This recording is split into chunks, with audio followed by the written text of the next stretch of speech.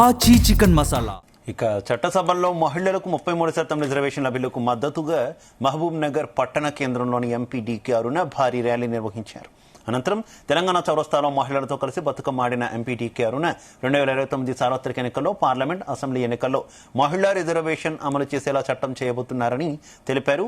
ఇక ఈ నెల 16న నిర్వహించబోయే పార్లమెంటు సమావేశాల్లో మహిళా బిల్లుకు ప్రతి సభ్యుడు మద్దతుగా నిలవాలని విజ్ఞప్తి చేశారు. రాజకీయాల్లో లింగ వివక్ష ఉండరాదని, మహిళలకు కూడా రాజకీయాల్లో రాణించే శక్తి, పాలించే శక్తి ఉందని డీకే అరుణ అన్నారు. పార్లమెంట్ లో రేపు జరగబోయేటటువంటి 16, 17, 18 తేదీల్లో డీలిమిటేషన్ తో పాటుగా మహిళా రిజర్వేషన్ బిల్లును 2029లో అమలు చేయాలని పెద్ద ఎత్తున ఈ యొక్క పాదయాత్రకు మద్దతు తెలుపుతూ ఇక్కడ విచ్చేసి వాళ్ళ మద్దతు పలుకుతున్నారు. 16, 17, 18 3 ప్రత్యేక పార్లమెంటు సమావేశాలు 3 రోజులు జరగబోతున్నాయి. మరి సమావేశాల్లో సంవత్సరాలుగా ఎదురుస్తున్నటువంటి చరిత్రాత్మకమైనటువంటి నిర్ణయం, దాదాపు 40 సంవత్సరాలుగా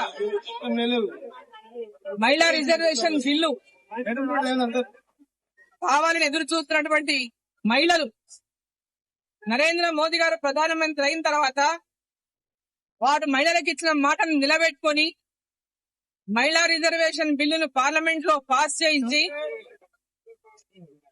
మరి ఇప్పుడు రాబోయేటటువంటి 2029 సార్వత్రిక ఎన్నికల్లో ఈ బిల్లును ప్రతి 20 సంవత్సరాలకు ఒకసారి జరగబోయేటటువంటి డీలిమిటేషన్ లో భాగంగా ఆ డీలిమిటేషన్ తో పాటు మహిళా రిజర్వేషన్ బిల్లును కూడా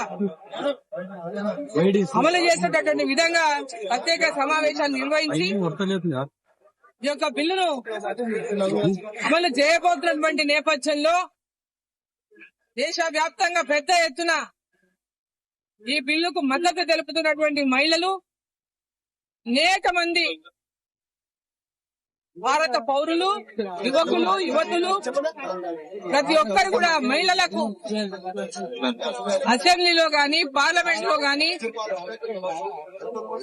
రేపు రాబోయేటటువంటి సార్వత్రిక ఎన్నికల్లో సీట్లు పెరగబోతున్నటువంటి నేపథ్యంలో, ముఖ్యంగా ఉదాహరణకు మన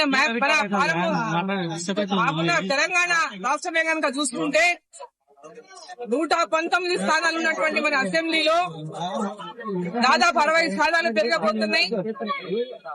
దాదాపు 60 మంది మహిళలు అసెంబ్లీలో కూర్చోబోతున్నారు. మరి ఏ పార్టీ అయినా ఈ రిజర్వేషన్